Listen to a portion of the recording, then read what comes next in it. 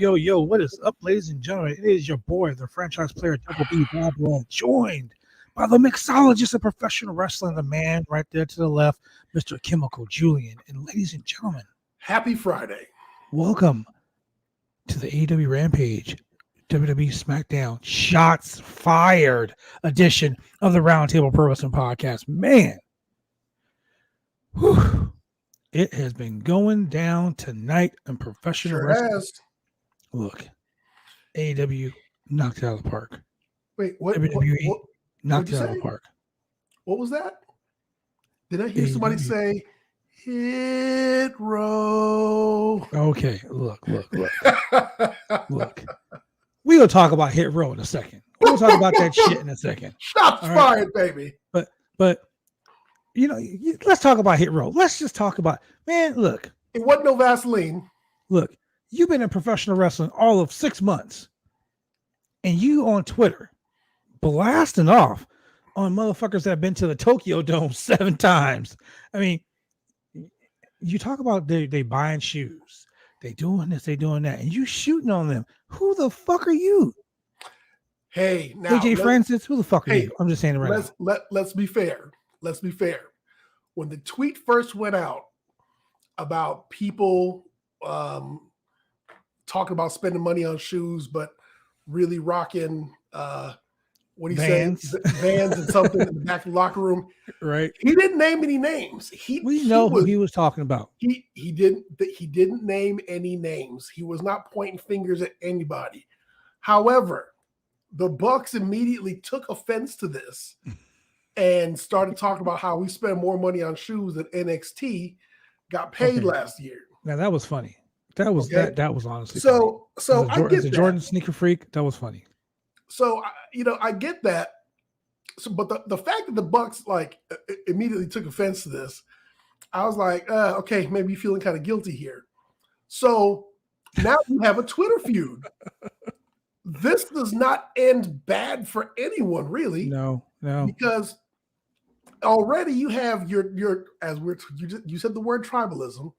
Mm-hmm. And you've already got your tribes of fans for AEW and WWE, going back and forth about what's the better brand, and Tony Khan talking about Raw sucked last night and all this. Now you have a Twitter feud that could go many different directions. You have Roman Reigns, who has been on the interwebs for the last few months, talking about, first he alluded to the fact that he's better than I was about to call him by his real name, by his government name, CM Punk. But now he just recently came out the other day and said that he definitely was better than anyone on the AEW roster and could beat them all. And he also called them little brothers. So now you have these cross promotional beefs. And here's the thing, ladies and gentlemen. Listen close. Come a little bit closer. I want you to hear me when I say this. Come closer. We are all marks. Mizarks. We are not smart marks. We're not on the inside marks. We are all marks. And you know why? Because we tune into the shows. We buy the merch. We watch the YouTube. We watch the Peacock. We watch the TBS and the TNT, and oh my God, Rampage got moved or Dynamite got moved to a different night, and so you tune into to a different night. You follow the shows, you read the tweets, you read all of the articles put out by very reputable sources like bodyslam.net. And you feed into it, and no matter how much you bitch about the shows, or say they're bad, or say they're good, or say that this style should have been different, or this match should have happened, this person's not getting pushed, this person should be pushed to the moon, you still tune in. True statement. So you're all marks. But let's go here. Let's throw it all out there. Vince McMahon and the WWE decided, hey, let's run a supersized fucking SmackDown so we can run against AEW just to cause issues. Look, those issues, being petty, being fucking Petty Robinson, being super petty man, just did this on Twitter. Look at this on Twitter. Okay. What's trending right now? AEW Rampage is number 1. SmackDown is number 2. So realistically, all press is good press as long as they're talking about you. The thing that bothers me the most is that tribalism. We talked about tribalism. Everyone wants to compete. Everyone wants. It's great. It's competition. Finally, AEW is showing the WWE that they're not the only game in the fucking town. And when you're a company like WWE, let's just call it what it is. When you're a company like WWE, do you think it's smart? Like, do you think it's really smart to fucking?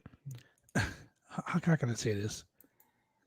Do you think it's smart for them to come out here and throw shade at WWE? Like, they literally went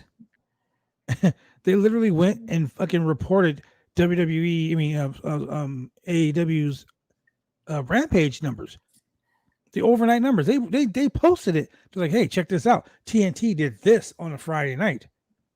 Look, ladies and gentlemen, McDonald's sling shit at Burger King. Wendy's sling shit at Carl's Jr. But that ain't gonna stop me from going to eat at Carl's Jr. That ain't gonna stop me from getting McDonald's fucking chicken nuggets. That ain't gonna stop me from going and doing what I want to do. Sometimes when you're being petty, I'm gonna go pay attention to why you're being so fucking petty. Now, remember back in WCW when Eric Bischoff was that'll put asses in seats. Hey, if you're watching WWE right now, Mankind beats blah blah blah blah blah blah. You know what that made me want to do? That made me want to go see what the fuck just happened. Yep. Now, here's why I think AEW did great tonight. They put on a historic match, a once in a lifetime match. Minoru Suzuki versus Bryan Danielson. Commercial free. They went 30 minutes commercial free. What did WWE do? They put on the Usos versus the Street Profits. And they had Rick Boogs and Nakamura come down to the ring, waste a good 5 minutes. And then they brought the Street Profits in, and then they brought the Usos in. And the Usos, of course, the Usos are over because they're in California. They're from SAC. The Usos got the huge face pop, and then they went to commercial break. But I'll tell you what. So first of all, that was a good match. That was a great match. Don't get me wrong. It was a fucking great match. But I've seen that match 6 times. Second of all, WWE also went 30 minutes commercial free. And they reminded us they were going to be 30 minutes commercial free. Constantly. An hour Michael Cole. They went commercial free. In 15 minutes, we're going to be 30. We're going to be Michael commercial free. Fucking Cole. Let me tell you what's going on. Someone is sitting in the control room at the fucking WWE and they're saying, oh shit, AEW is kicking our ass right now. Hey, Michael Cole, say this 100 fucking times in the next 10 minutes. Yeah, every 5 seconds they did a reminder. I mean, and don't get me wrong, that's good. That's good press. They want you to know, hey, we're going commercial free. Hey, we're going commercial free. But let's start out with this. I'm on the Rampage side of the screen right now. You're on the SmackDown side. So let's start on the Rampage side real quick. Rampage opens up with the absolute Ricky Starks, Taz and Excalibur doing the commentary gimmick, So the buy-in show, Ty Conte versus Santana Garrett. Now here's a little thing that not a lot of people remember. Santana Garrett and Ty Conte were in AEW. In WWE, doing NXT. The 1 week that NXT beat AEW in the ratings, do you know the one match that was the highest watched segment on that show? I don't know. Tell me. Santana Garrett versus Ty Conte. So Tony Khan said, let's start out the fucking show with a great match. Ty Conte versus Santana Garrett. Great match. Santana Garrett put on a phenomenal showing. Ty Conte, great. We're talking transition after transition after transition after transition. Superb match. Ty Conte goes over. They went 15 minutes. The next match on the show, Lee Moriarty impressed the fuck out of me tonight. He went toe-to-toe with Bobby Fish. They had a match that was straight up striking. And Lee Moriarty, I think he really is one of the best wrestlers ever on the independent scene. That guy showed up. He showed up and showed out tonight on TV. Had a great match. We're talking transitions, moves. This guy has a great skill set. And both him and Bobby Fish were 0-1. So now Bobby Fish is now 1-1. Tomorrow night on Dynamite, he faces Bryan Danielson. Special Saturday night AEW. It's gonna be great. That was a good match. They went, fuck man, it was long.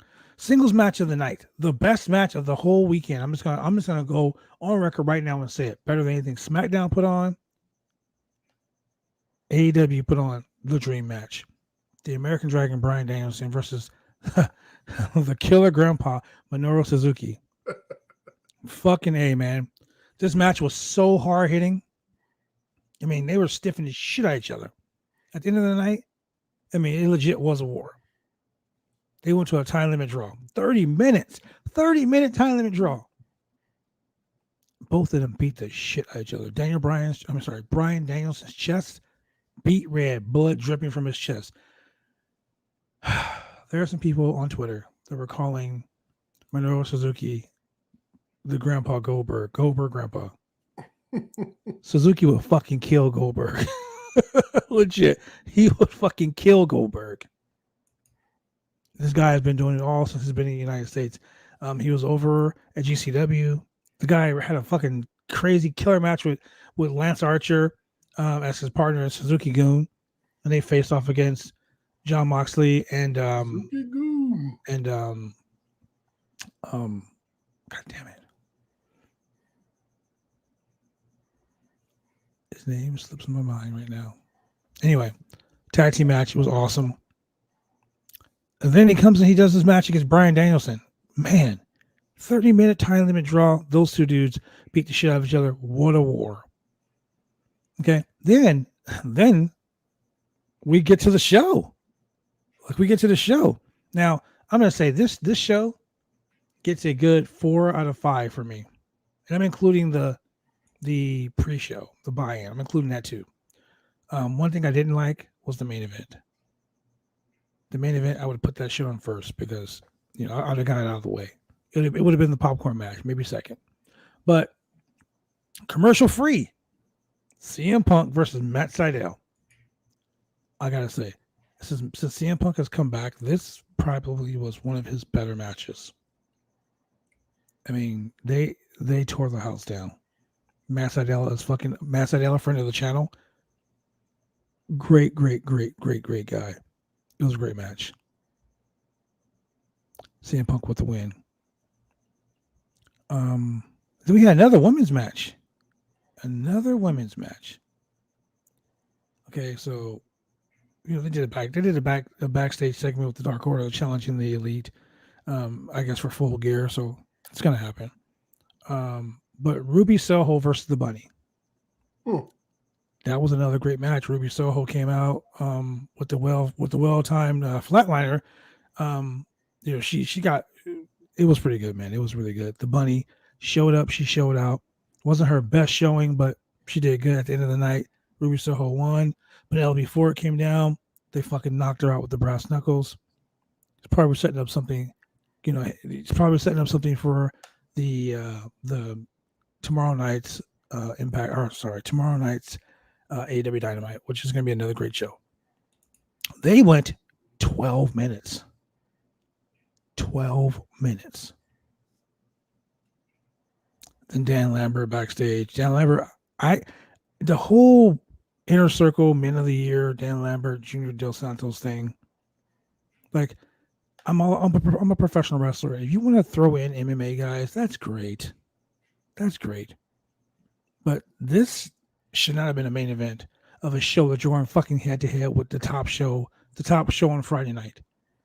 Hey, so quick question for you. So the whole introduction of the MMA guys, are they looking to have a faction, or is it just going to be one MMA guy who's going to be a wrestler? They're a faction. They're a faction. The Men of the Year are part of Dan Lambert's like Team America or America's Top Team. There's America's Top Team. Honestly, the gimmick is so fucking stupid. I don't like it. Because my next question was going to be, are we going to establish that a bunch of MMA guys cannot beat a bunch of professional wrestlers? Or that's the way it fucking looks. Or are the MMA guys going to squash the professional wrestlers? Well, I'll get to that. Either way it goes, you don't win. Yeah, I will get to that. I'll get to that. Okay. It's stupid. It's really stupid the way they did this. So Dan Lambert is great. He's a great talker. The guy's fucking phenomenal. He's good on the mic. He gets more heat than that one chick that we don't say her name on the podcast. No, she gets a little more heat, but he's right around there. They're getting all types of heat. They're getting all types of fucks to give. Great. He's good on the mic. Scorpio Sky is a phenomenal wrestler. I've known Sky for a long fucking time. I've watched that guy grow from the skinny kid who used to wear a mask to the guy he is now at AEW. He's grown so much, and he's so many leaps and bounds. Ethan Page, another fucking great guy. That quite honestly, when he came into AEW, he didn't get the following he should have gotten. He didn't get the pop like he should have got. I'm saying he should have been up there, but he didn't get it. It is what it is. But this whole situation that having them with Junior De Los Santos and the America's Top Team, it turned me off. It turned me off. Now, people say, "Well, Bad Blood, you come on the podcast and you're always hyping AEW. You're always hyping AEW over all other companies." That's not true. SmackDown had a great tag team street fight tonight. I was all on that shit. I watched both shows at the same time. The Becky Lynch versus Sasha Banks match, it was good too. I put over good shit. As a matter of fact, I'm going to tell you guys something special. Breaking news right here on the podcast. Right this minute, 8:18 p.m. Pacific Daylight Time in California, where SmackDown just went off the air. They're doing tribute to the troops. And the first match on the show was for the WWE Championship. It was Big E versus Dolph Ziggler. Big E defeated Dolph Ziggler. The next match on the card, I believe, here, let me look real quick before I go any further, because people were saying that, oh man, you hype AEW up all the time. Liv Morgan faces Bianca Belair. KLD, but by Bianca kills it. Great match. 8 minutes. My brother just said 8 minutes. He is sitting live right there in the building. Roman Reigns versus Nakamura. The Usos run in. Roman hits a spear. Roman wins. So the Intercontinental Champion Nakamura almost beat the Universal Champion, but he had help from the Usos. This is tribute to the troops, guys. I'm giving you guys the laydown right now, the spoiler. Like Paul Heyman would say, this is not a prediction. This is a spoiler. So there you guys go. I don't hate the WWE. I hate the bullshit they do with some of the matches they have. I hate the crap that they put on in lieu of great matches.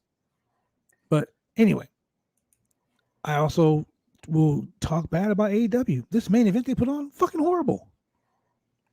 The only person in this match that I saw shine, Sammy Guevara. Sammy ran fucking wild at the end of the night. Shooting star press for the win. Sammy Guevara is the fucking man. But once again, they get beat up. The Inner Circle get beat up. Everyone popped when Hager got in the ring and Junior De Los Santos got in the ring and they faced off against each other. Everyone loved it. The work rate was horrible. So as a main event, I would not have put this match on this fucking show. There we go. That was where the show went off the air. So I would say, like I said, 3 out of 5, a high 3 out of 5 for this AEW Rampage. No, a 4. I'll give it a 4 because the women's matches went super long. They both were great. Hashtag women's wrestling rules. Now, Mr. Julian, let's go to a quick commercial break before we run down SmackDown. The Super Show. And you tell me why SmackDown was the what was it? Not the Super Show. What was it called? What was it called? Like a Super Size or some shit like that? Super Size, Super Show, yeah, Super like a burger and fries, ladies and gentlemen. We'll be right back. Drive me insane! All these rules are lame, have been taking all the fun out!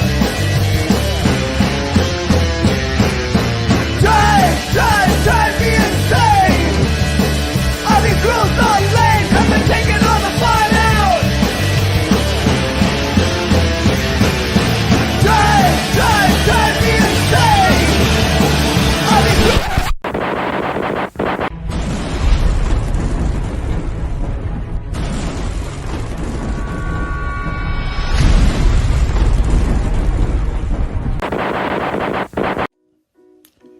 you want to get your hair cut, you go get your hair cut right. You head down to Big D's Barbershop. Big D's Barbershop, Vancouver, Washington's best and brightest. 1019 Main Street, Vancouver, Washington, where you can go get your hair lined up, cuts, fades, shampoos, conditions, and all the great things that go with supporting a local barbershop in a local business area. You can also reach them online at www.bigdsbarbershop.com. Go get your haircut right.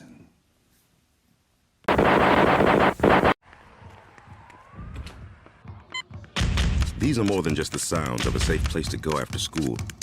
These are the sounds of interest being ignited and of mentors making an impact. At Boys and Girls Clubs, we don't do just one thing. We do whatever it takes to meet the needs of every kid who comes through those doors. Because whatever it takes is what it takes to build great futures. Great futures start here.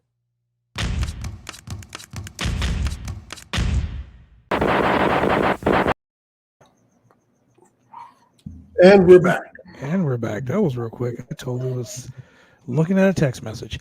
So, ladies and gentlemen, welcome back to the Roundtable Pro Wrestling Podcast. It is your boy, The Franchise, with Mr. Chemical Julian here, live here on the BodySlam.network, BodySlam.net, ladies and gentlemen, for all your pro wrestling needs, wants, desires, scoops, stories, and all that good rumor and innuendo. That's right. That is right. It is a rumor and innuendo podcast, ladies and gentlemen. So, without further ado, let's go ahead and get into the SmackDown side. So tonight was your supersized SmackDown, a 2.5-hour show from my backyard, Ontario, California. And if I'm not mistaken, I think we have a couple friends at the show. Several friends, my brothers at the show. I will tell you that half the building was empty by the time the fourth match started on the show. And the fourth match, okay, well, we'll get into that. Yeah. So let me tell you how WWE is running their shows. So we kick off SmackDown with Edge coming to the ring. You know, he does his usual promo, running around, spazzing out, and he gets in the ring. Edge really looks like crazy old man these days. Old man Logan. And he runs through his most recent feud with Seth Rollins. He actually puts Seth Rollins over, saying that he's not Edge light, saying that he's his own man. He's got the same intensity, and he can't go back and forth with Seth. Like, you know, he said, "Hey Seth, I could go to your house and see what Becky's up to," because me and Bex have history also. A couple shots fired there is actually pretty entertaining. Boom. This was all just to hype their Hell in a Cell match at Saudi Mania on Thursday. Speaking of that, are you going to be watching Saudi Mania?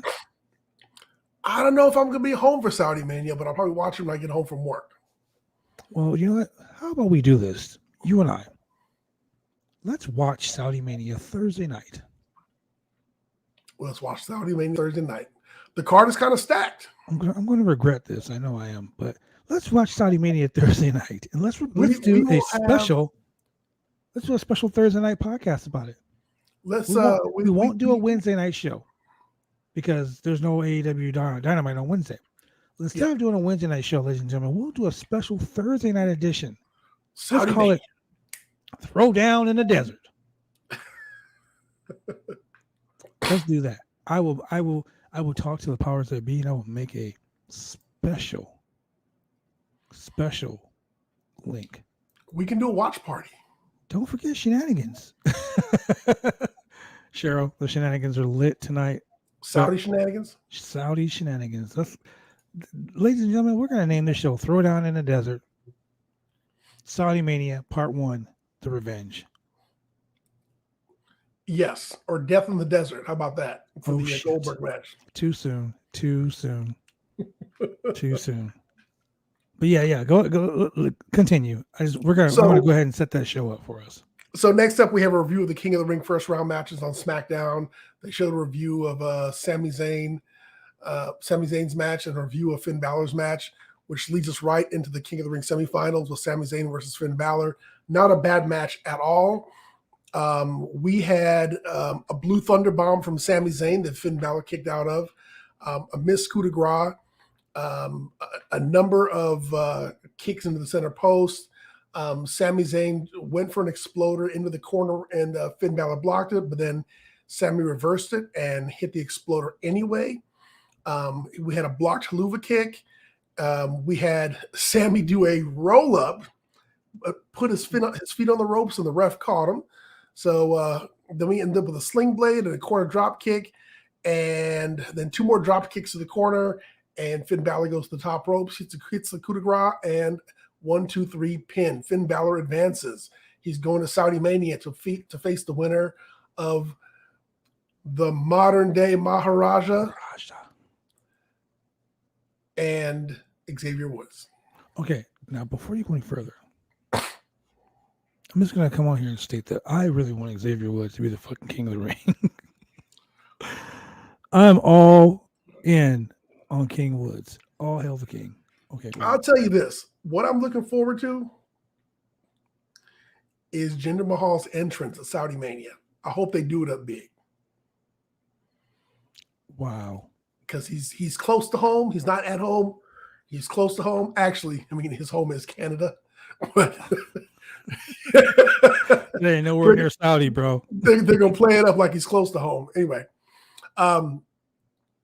Next, we have like quick commercial for the hyping the upcoming signing of Roman Reigns versus Brock Lesnar, the contract signing in the ring during the 30 minutes of commercial-free TV. How many minutes? 30 minutes. Commercial-free. How many times did they take? Non-interrupted. Commercial-free. That's right. Commercial-free. Then we had a review of Drew winning the Royal Rumble last year. And I guess that's to hype up Drew versus Big E coming up at the Saudi Mania. I know. He just totally just threw it all under the bus. Oh, we never said Jinder's going to win. We just said he's going to have a great entrance, hopefully, because he'll be near his home away from home, or his build home. Come on, De Maharaja. Next, we had a video package about where does Paul Heyman's loyalty lie? Whose side is he on? Who is he really representing? Is he playing Brock Lesnar or is he playing the Bloodline? We don't know, but we're going to find out soon enough. Next, we have a women's match that goes 2 minutes and 2 seconds. And it's Sonya Deville versus Naomi. Hold the phone. Stop. 2 minutes and 2 seconds? Bell to bell. 2 minutes and 2 seconds. Wow. So this was supposed to be Sonya Deville versus Naomi. And, Naomi comes out. She's in fluorescent green tonight. And her intro lasts all the way through the commercial. So after the commercial, out comes Sonya Deville. And Sonya Deville says, hey, you didn't read the contract. I didn't say you were just fighting me. You're going to be fighting me and Shayna Baszler in a handicap match. Actually, Naomi gets in some really good offense, which still doesn't make sense that she's fighting Shayna Baszler and getting good offense, but I digress. We've had this conversation multiple times. And she, of course, chases Sonya Deville around the ring, gets back in the ring. She gets caught. And there's a period of time where Shayna Baszler is just holding Naomi while Sonya Deville just tees off on her, punching her in the stomach. Eventually, she puts her in the Karafuda clutch, and Naomi passes out from the pain, and Sonya Deville just puts her foot on her and pins her for the 1, 2, 3. So this just goes into the storyline of Naomi was not getting booked because Sonya Deville said she's a loser and she blows all of her chances and doesn't deserve to have any matches or be in the ring. And this just kind of goes to quote unquote prove it. But she's being the heel manager here. Next up, we have a promo for Hit Row. Oh my God, though. But here's the thing: I'm still shocked about this whole 2 minutes, 2 seconds. A full 2 minutes and 2 seconds, bell to bell. What the fuck? This is ridiculous. This is ridiculous. But I'm. It gets better. I'm so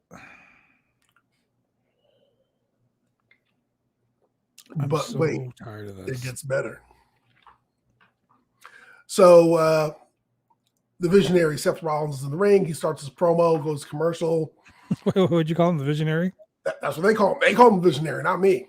They call him the visionary. I'm just repeating what was written on the Chiron, on the Titantron.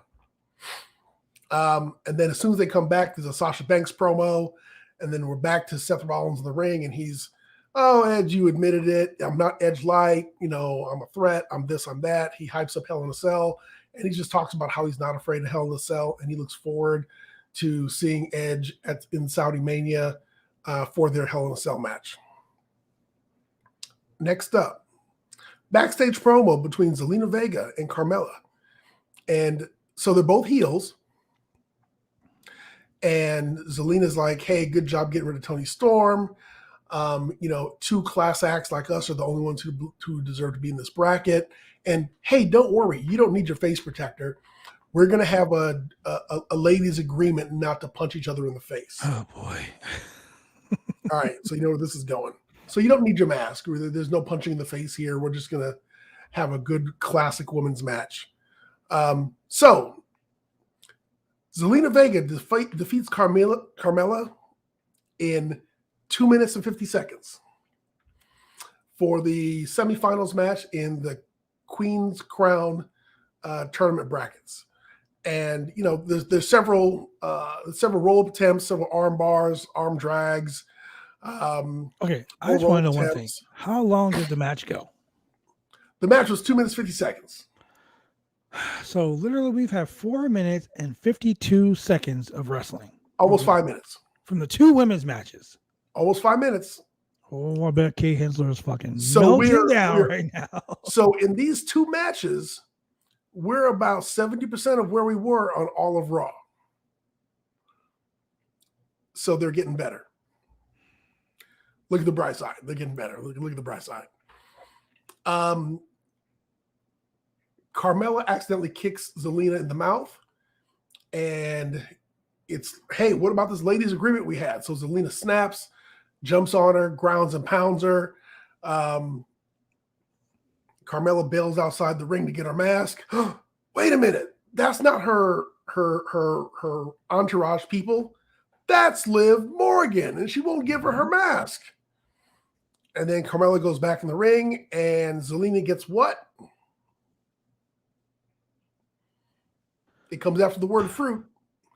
She gets a roll up for the 1, 2, 3. So we're going to have Zelena Vega versus the winner of Doudrop versus Shayna Baszler at Saudi Mania for Queen's Crown. So Shayna Baszler is going to kill Zelena Vega, or Zelena Vega is going to fluke her way into the win.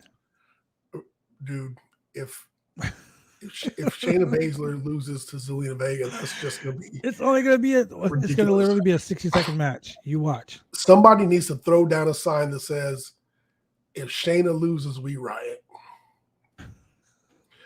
Up next, Happy Talk with Happy Corbin and Madcap Moss.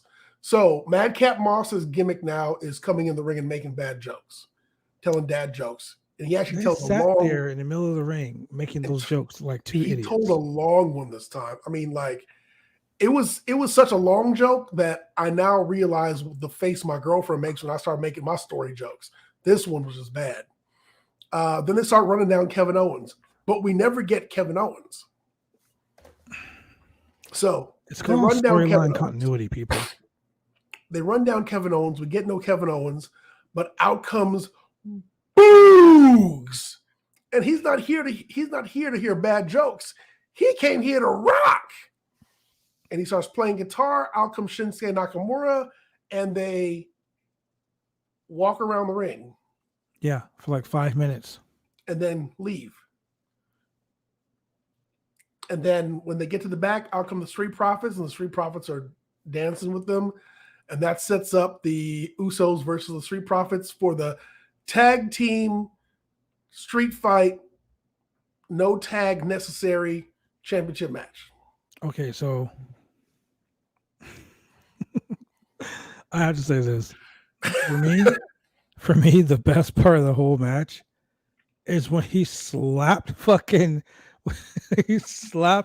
Montez on the chest and said, Montez, get the tables. And then they got the tables and got drop kicked with the tables. Yeah. Hey, man, the Usos were teeing off on Angelo Dawkins with them fucking kendo sticks. Oh, yeah. I mean, they had him in the ring and they took turns beating him. Then he laid down and they was whooping him. Yeah, they took the kendo. They took no tags necessary in the tag match, Cheryl. This was a street fight. There's no rules. It was a street fight. We did get the double frog splash. We did get Montez Ford doing the sky high frog splash.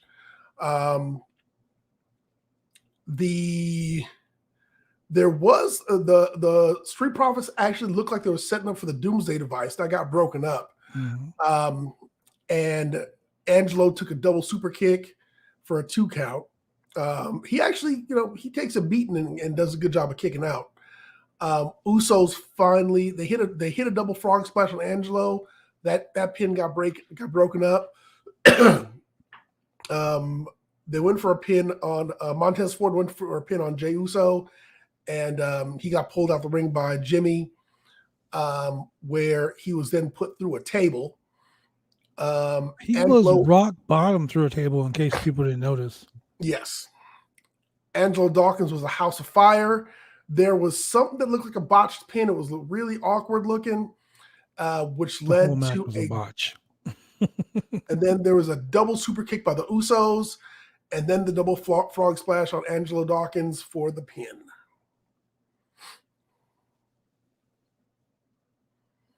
Good match, lots of action. We had tables, we had kendo sticks, we had really good moves. We had Montez Ford jumping over the corner post for the body press. Yeah. Just all the usual stuff you'd expect from these four. It really was a good match. I'm not going to hate on it. It was a great match. Did you know that after, when is the next pay-per-view? Survivor Series, right? Yeah. After Survivor Series, there won't be any more WWE pay-per-views until January 1st when they have Day One. Oh, yeah. The worst name for a pay-per-view ever. Day One. No, actually, the worst name for a pay-per-view is Great Balls of Fire. I digress. Coupled with the logo for it. Yes. Oh my God. Some of the shit we talk about, I swear. So yeah, let's continue with the greatness. So Big Time Bex has her backstage promo and proclaims that she is a god for having a child and coming back to the ring so soon. Hey. I've never had a kid. I've never birthed a baby, so I don't know, but I mean, I do say this to all the women out there that listen to this podcast. Kudos to you, because you guys give birth. You guys help God or goddess, wherever you bring creation into the world. So that's fucking. And you guys wear heels too. Fuck it. Props. But you deserve longer than 4 minutes and 52 seconds of a match. That's for goddamn sure. So real quick here, for the women's wrestlers who proclaim that they don't want to be just sex objects and they want to be taken seriously as women wrestlers and all this, when you come in the ring in 4-inch heels, I mean, you could have wore boots. I mean, come on. You could have at least dressed to act like I might get attacked and might have to defend myself in the ring for coming after somebody. Make it believable. And who did that? Liv Morgan. Ladies and gentlemen, I want you to know that we're not bashing women, okay? Yeah. That's one thing we don't do. It's just some of the things in wrestling that don't always make sense. It's just, yeah. And it's Vince McMahon. Vince McMahon was like, hey, pal, go out there and wear these fucking 20-inch heels on the ring mat where it's going to sink in. And I want you to go out there, pal. And I want you to go. That's the other thing I was looking at. I was like, I wonder how that's tearing up the mat right there. It sure the fuck is. It sure is. So next up, so Big Time Bex is in the ring. Sasha Banks makes her entrance, and then Bianca Belair comes to the announce table. So we know it's going to happen at some point. Oh, yeah. Sasha Banks defeats Becky Lynch in 18 minutes and 12 seconds. 18 minutes and 12 seconds. This was a good match. And one of the things that made this such a good match was that the number of reversals that we saw compared with just like some of the just vicious uppercuts and forearms that Becky was dishing out, there came a point where Sasha started ragdoll selling. And that's where this one point she fell out the ring and she just like, her leg just flopped around and she was just, just bouncing around everywhere every time she got hit. And she kind of seems to do that in some of her matches. Like after taking a certain amount of beating, she'll just start ragdoll selling. There's this one great part of the match where they're on the ring apron. Becky is sitting down on the post. Sasha goes for the Meteora and misses. And it makes a great noise when both of her knees hit the ring post by themselves. She sells it great. She probably wasn't selling. That shit hurts. Yeah. Well, here's the other thing. So Sasha later hits three Meteoras in a row. One against the ring post, one in the corner and then another with the top rope. The one that she hit on the ring post, you can still kind of see that she, of course, didn't put her knees into Becky's face and push it against the ring post, but it still hit the ring post, and I'm sure that didn't feel too good. Exactly. Sasha, of course, hit the three amigos and the frog splash, and the crowd started chanting for Eddie Guerrero. You had a number of Sasha hitting elbows, corner uppercuts from Becky. Becky hit a couple of really good guillotine leg drops when Sasha was sticking her head through the ropes. Then, of course, they end up by the announce table, and there was a missed guillotine leg drop from Becky, and Sasha ends up by the ring. Becky charges at her, misses, ends up punching Bianca. Bianca falls out of her chair, sells her for quite a while. We're back in the ring, and suplex into a disarmer for the roll up. Becky blocks a backside, the backslide pin. Some more uppercuts, and we get a backstabber and a bank statement. But Becky not only reaches the ropes, but she reaches out and she grabs the handles of the steps, the famous bone collector handholds. And that's when Bianca takes her hair and whips Becky with it, making her so great, making her release her hold on the steps. And Sasha hits the backstabber and the bank statement again for the win at 18 minutes and 12 seconds. So, what are you saying? I'm saying we had a good women's match from our headliners. Wasn't this supposed to be for the SmackDown Women's title? No, this was, and this doesn't make sense to me, they call this a qualifier match for the women's title. even though there's going to be a triple threat match at Saudi Mania. So I don't know what they were qualifying for.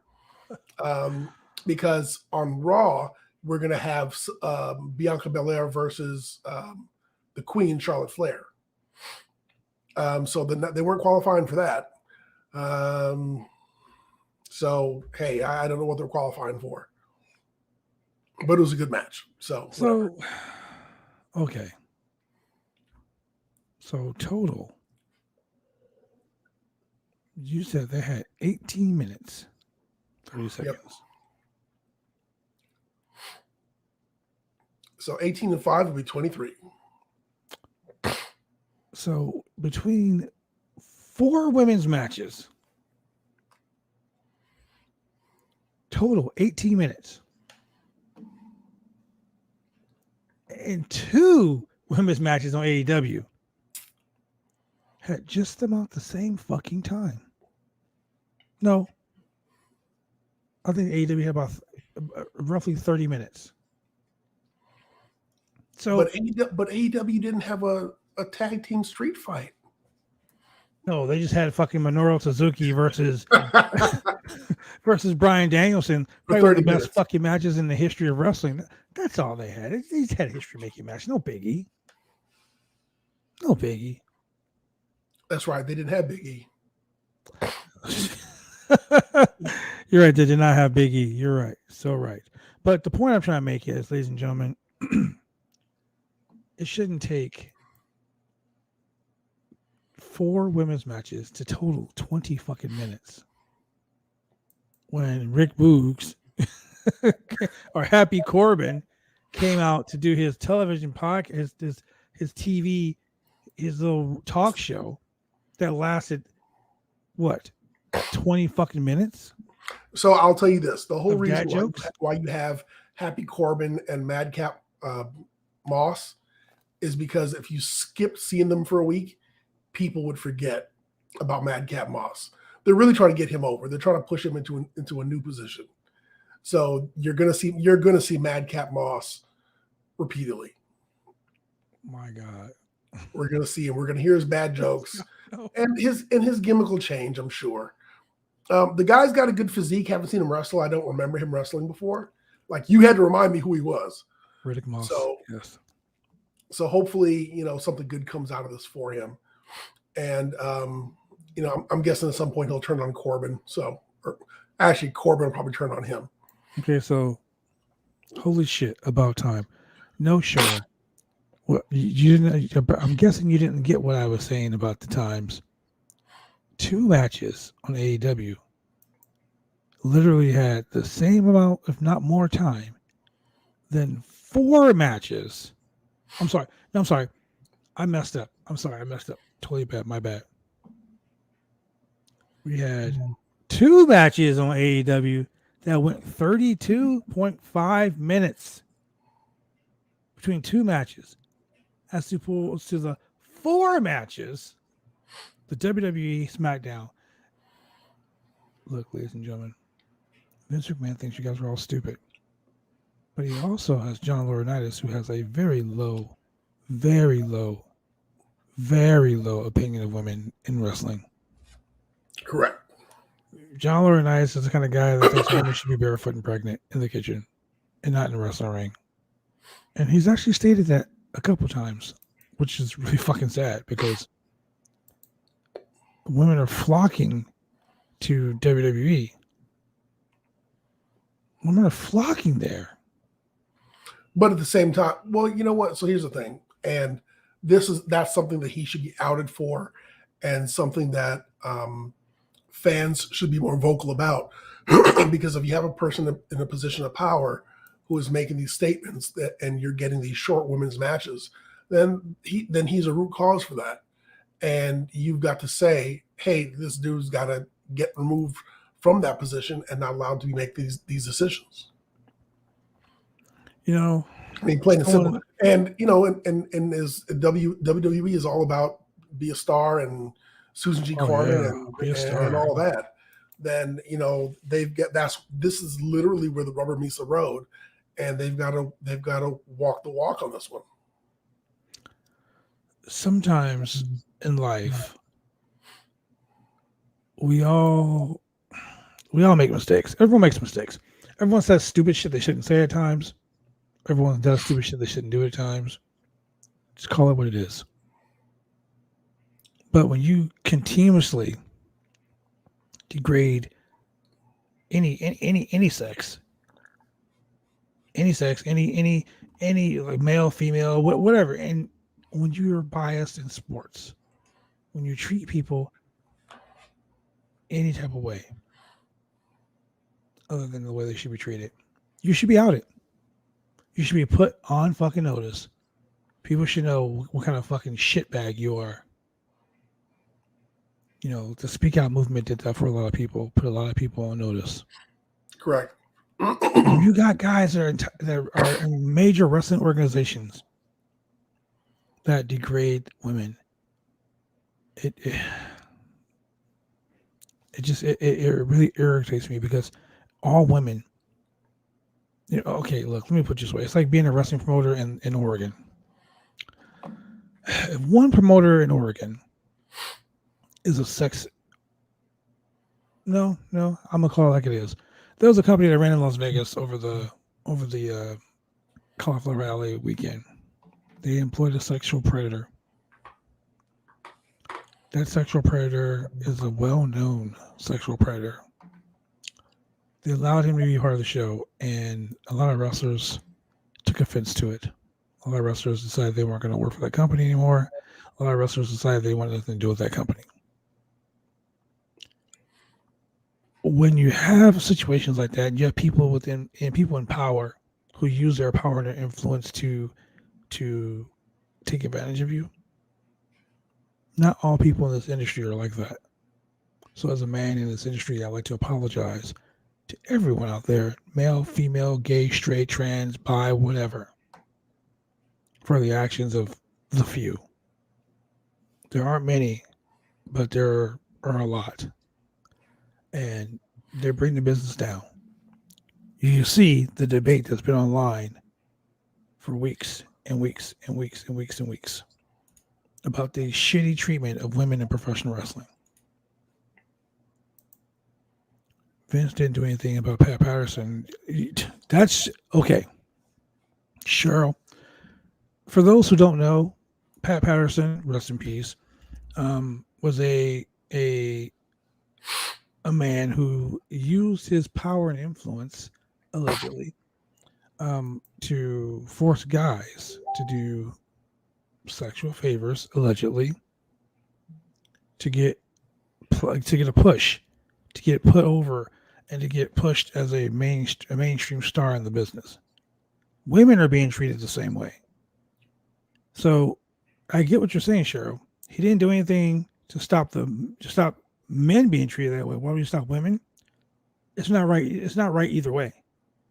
It's not good either way. It's quite honestly, it's really shitty that had to happen.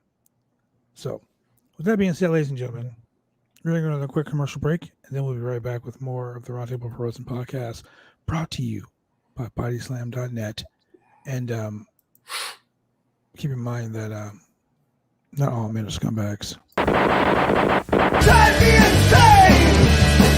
I'll be cruel, so lame, I've been taking all the fun out!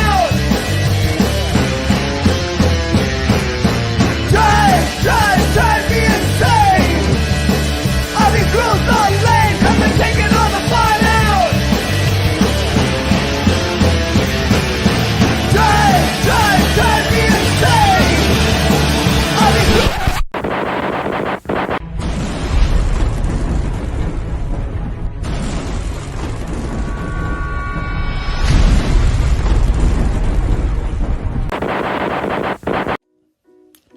You want to get your hair cut, you go get your hair cut right. You head down to Big D's Barbershop. Big D's Barbershop, Vancouver, Washington's best and brightest. 1019 Main Street, Vancouver, Washington, where you can go get your hair lined up, cuts, fades, shampoos, conditions, and all the great things that go with supporting a local barbershop in a local business area. You can also reach them online at www.bigdsbarbershop.com. Go get your haircut right.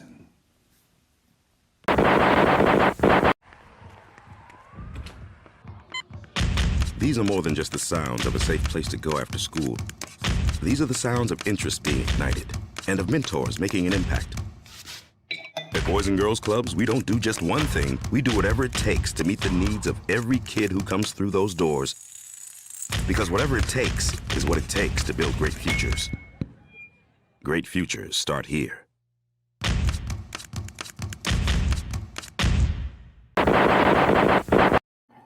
Great futures do start the Boys and Girls Club, ladies and gentlemen. Welcome back to another exciting edition of the Roundtable Pro Wrestling Podcast. And we are talking about the big night of professional wrestling here, Raw versus SmackDown. No, we're talking about AEW versus SmackDown. We're talking about the buy-in versus the extra hour of what was it?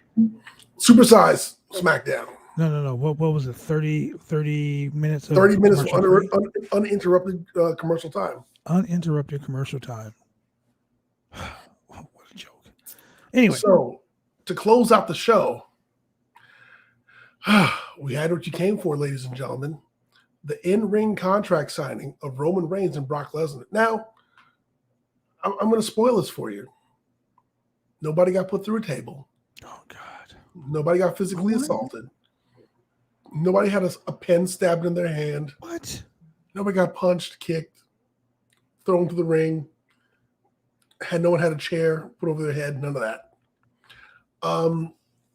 Brock Lesnar comes in the ring and he hops in the chair and props his feet up, and he's laughing the whole time. And Roman Reigns picks up the contract, hands it to the wise man. The wise man opens it up, reads it, looks at it, and he tells his tribal chief, everything in this contract is what you asked for, so feel free to sign it. So he signs it. Roman Reigns then hands the contract over to Brock Lesnar. Brock just opens it up, signs it, and drops it down. And Roman calls him a dumbass. Asks him, like, what are you, just some sort of dumb farmer? Like, who signs a contract without reading it first? And Brock Lesnar says, I read the contract this morning with my advocate, Paul Heyman. Oh. Stirring the pot, ladies and gentlemen, stirring the pot. At which point Brock Lesnar gets up and leaves. We need to have a Paul Heyman on the pole match. Like Judy Bagwell on a forklift. We need to have a Paul Heyman on the pole match. And the only way you win this match is for someone to climb up the pole and slap the shit out of Paul Heyman. That's what we should do. And so Paul sat there looking really guilty, and Roman just like glaring at him. Again, he didn't put Paul through a table or nothing, but that's how the show closed out. So, again, we're calling the question, where does Paul Heyman's loyalty lie? How is that contract written? Is something in there that screws over Roman Reigns? Does it say Paul Heyman on the pole? Who knows, ladies and gentlemen? Doesn't say Paul Heyman on a pole. Doesn't say two Usos on the pole. Are the Usos banned from ringside? Are they banned from the building? Are they banned from the desert? Is it a handicap match with Brock Lesnar and John Cena? Is it a handicap match with Brock Lesnar and Paul Heyman? Yeah, you don't want that because Paul. Is Repo Man going to come back? Like, who knows? That'd be great, actually. That'd be fantastic. Repo Man shows up, steals the belt. Who knows? Is R-Truth and the fucking 24/7 guy is going to be involved? Or better yet, what if Mason T-Bar? Maybe it's a gauntlet match. First, he has to fight Mason T-Bar. Yeah. First, he has to fight Mason T-Bar. Then he has to fight Veer and Shanky. And they bring in Armando Estrada. He comes back. Ricardo Rodriguez, friend of the channel. They bring him back. What if he fights Bray Wyatt? Hey. Wyndham Rotunda. So this is just like complete, Forbidden Door fantasy booking here. But if the Usos are banned from ringside, what if a certain MLW Fatu were to show up and support his cousin? Well, what if the brother of the Fatus, who is currently in NXT, what if he should accidentally get called up? I mean, hell, if you call him up Hit Row, you might as well call him up too. Right? What if Hit Row comes? Like, hey, look, man, if Hit Row shows up, He got signed to a single. there it is. Diss tracks.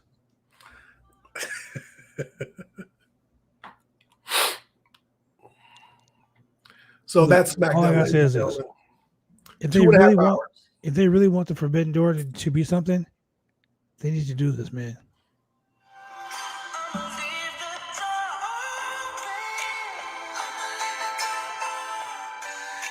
Yep, we just got demonetized. It was so worth it, though. It was so worth it. Honestly, though, ladies and gentlemen, this has been a crazy week in professional wrestling. I mean, right now, trending on Twitter, the Cult of Wyndham Rotunda, formerly known as Bray Wyatt. He just literally tweeted 5 hours ago, "Don't worry, I'll feed your baby birds." What is he saying? He's been posting a lot of Bray Wyatt stuff too. Hopefully, I'll see him next Saturday. What? In Las Vegas. Las Vegas. Las Vegas. Does this mean we're going to have to do an Impact show? Impact Wrestling, ladies and gentlemen, doing a huge show in Las Vegas. Look, shout out to my boys at Impact Wrestling. Willie Mack's doing the most over there. Chris Bay doing the most. It's supposed to be a pretty good pay-per-view. Unfortunately, I won't be able to be there because I will be somewhere else that day. Somewhere around starting at 5:30? Somewhere starting at 5 o'clock.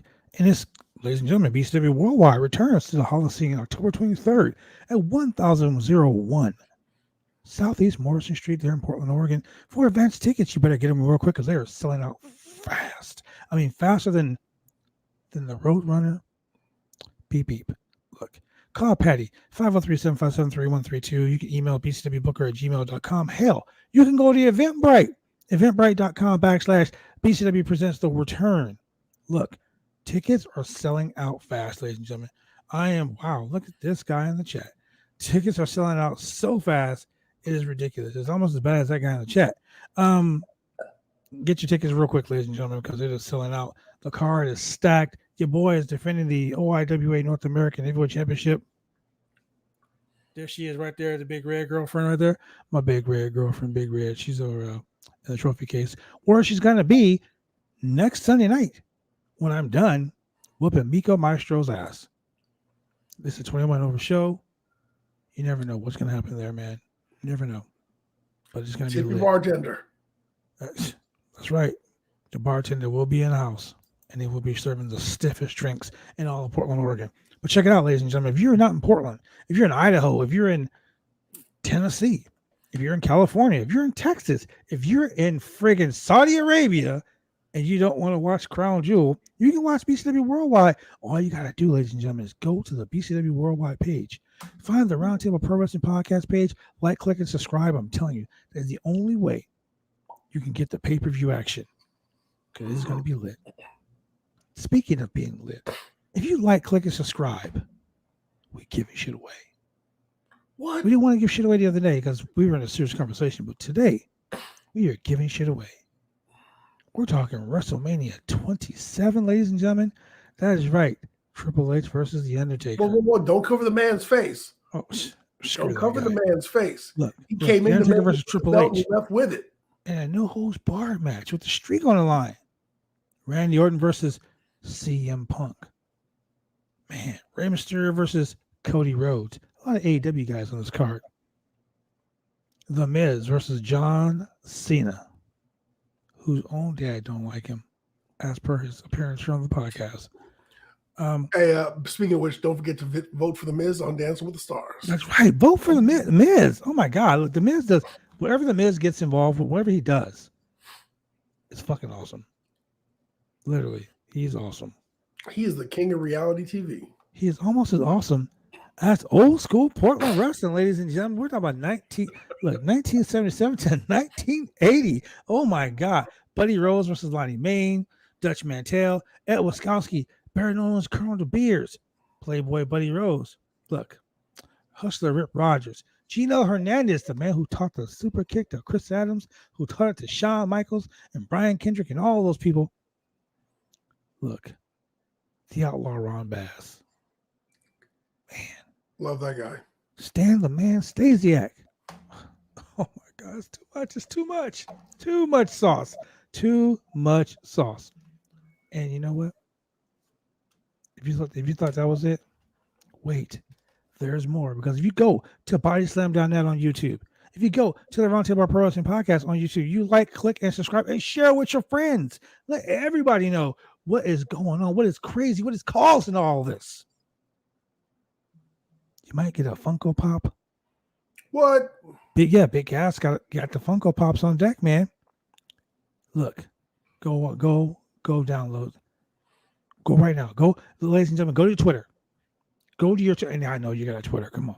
You got a Twitter. Not Tinder. I said Twitter. You can find us. Or you just go type in. Find me at Chemical Julian on Twitter. Roundtable Purpose Podcast. Find Chemical Julian. Go like, click, and subscribe on that guy. He mixing all kind of shit up. He is the mixologist of professional wrestling. He's a legit chemist, ladies and gentlemen. He makes shit up every day. Join this. Look. I'm just telling you right now, ladies and gentlemen. For all your pro wrestling needs, you can go to bodyslam.net, www.bodyslam.net. You can also, for the fly-ass hoodies and t-shirts and hats and stuff that I wear. I was going to say, who sponsors your merch? Like this right here. 503 Originals. 503 Originals. You can go to the www.503originals.com. That is www.503originals.com. Get the cool hats, beanies, beer cozies, all that shit, man. We got everything. It's about to be cold. Wintertime is coming. Your toes are going to be cold. Socks. Wintertime is coming. You can want to wear a hoodie. We got hoodies, beanies. Summer cover comes up your around ears. Booty shorts. Whoa. Who wears booty shorts in the snow? I said when the summer comes around. Got to plan ahead, man. Forethought. Oh, you know what? See, I told y'all, Julian you always on deck, Julian. You always on deck. You know exactly what the people want to hear. I don't want to wear booty shorts. I don't want you to wear booty shorts either. Wait a minute, hold on now. Wait a minute, I got a nice ass. I don't want you to wear booty shorts either. Wow. Julian over here. Look, now you can wear trunks. You can wear trunks, not booty shorts. Okay, I'll wear trunks, but no booty shorts because yeah. Anyway, we're off track here. You can find us on television. Where can you find us on television, Julian? Oh man, if you're in the Portland, Oregon area, you don't have to just listen to the podcast. You don't just have to watch the YouTube. You can watch on Wednesdays at 9:30 p.m. on Channel 11 Xfinity TV and CenturyLink TV. Mondays at 10 p.m. on Channel 22 Xfinity TV and Channel 8002 CenturyLink TV. And on Tuesdays at 9:30 p.m., Channel 23 Xfinity TV and Channel 8003 CenturyLink TV. Man. You know what? And ladies and gentlemen, if you can't watch the podcast, if you're just in your car, if you're chilling at dinner with a girlfriend right now, and you're like, hey, send me the link. I want to watch you on the podcast. If you're like, hey, I'm driving in my car. I can't watch you, but I sure as hell want to listen. You can go to Spotify. You can go to Google. Go to Amazon. You can go to iHeartRadio. You can go to all those cool places that we drop. We dropping it like it's hot. Apple Podcast. You got an iPhone. We got that too. Look. Every day, download all day, twice on Sunday, ladies and gentlemen. We do the most. Speaking of twice on Sunday, dropping this Sunday afternoon,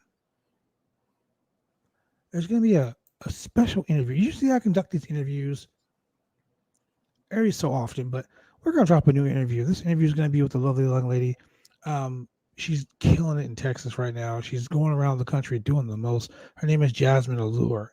And she will be live on the Roundtable Pro Wrestling Podcast on Sunday, dropping that interview. It's going to be a lot of fun. It's going to be great. But you know what else is going to be great? What else is going to be great? Next Thursday night, ladies and gentlemen, because we're not going to be here Wednesday. We're going to be here Thursday night. Me and Julian doing Saudi Mania. Oh, my God, Julian. Look, I'm going to have Captain Morgan and Coke. And for every shitty botch that Goldberg does, I'll be drunk. Wow. You're going to be toasted. Yeah, they don't I'm want me gonna on be the hosting podcast half. drunk. I'm gonna be hosting half the show by myself. You could be hosting the whole show by yourself because I'm gonna be drunk off. I'm gonna be drunk off my ass if it's that guy. Man. So are we gonna do are we doing a watch along, or should we do a watch along? Or are you and I gonna do a peacock party and watch the show and then do the podcast? You know what, ladies and gentlemen, in the chat right now, whoever's in the chat, should we do a live watch along reaction show, or should we just, talk after the show? Should we give you the scoop, the 411, the deets, so to speak, or should we actually do a watch along? If we do a watch along, maybe we do a watch along. We can bring in some of the amazing people that watch this podcast on a weekly basis. Because I know Monday we're going to be back on here. Monday we'll be doing another exciting edition of the Monday Night Mayhem. Or if Kay Hensler joins us, we can call it Monday Night Meltdown, because we're going to be talking about Monday Night Raw, and we all know that that's a drinking game in itself. But maybe we'll on Monday night we'll do a what should we say here? Let's do a throwback show on Monday. We haven't played this game in a long time, and I'll bring some people on, and we can play this game, Team with Feud with or Fire. We haven't played that in a long time. Basically, let me tell you the rules. You can team with anyone in the industry you want to, alive or dead, man, woman, child, it doesn't matter. You can also feud with anyone, and I mean anyone. And you can fire any son of a bitch you want. Anyone. As a matter of fact, I think I'm going to play this game with Jasmine. I think I would do that. We'll play Team with Feud with Fire. That is an old school game we used to play here, and the fans love it because you get all the deets. You find out some crazy shit. I remember we had Matt Seidel on the show one time, and he literally tried to change the rules of the game that we were playing. He was like, well, I can team with anyone? I would team with Rey Mysterio Jr. Who would I feud with? I would feud with Kenny Omega. I said, okay, well, who would you fire? And he says, well, it's the pandemic. I wouldn't fire anyone. I just love everyone. I was like, bullshit. You got to fire somebody. You are firing somebody on this goddamn show tonight, But yeah, we'll play Team with Feud with Fire. That's one of the old school games we used to play. Tony, my boy Tony, Tony DeBurns, he's another one of our co-hosts. He likes to play this game called the Rumor Mill. Basically, we'll talk about a rumor that's heard throughout the industry, and you can decipher if this rumor is true or false. Pretty simple. We had predictions warfare, which me and Mr. Chemical Julian here like to play. So maybe we'll do that. You know what? I will make up the scorecard for Saudi Mania, and we will do our predictions warfare. I will be okay with that. Let's do that. Anyway, ladies and gentlemen, thank you for joining us here on another exciting edition of the Roundtable Pro Wrestling Podcast. For your boy Chemical Julian, and that's my dog Sasha snoring in the back. Oh, Sasha snoring in the back, huh? Sasha, stop snoring. We'll see you guys on Monday, ladies and gentlemen. Thank you very much. And remember, go like, click, and subscribe. Make sure you do that because we want you to support the podcast because guess what? We support you. And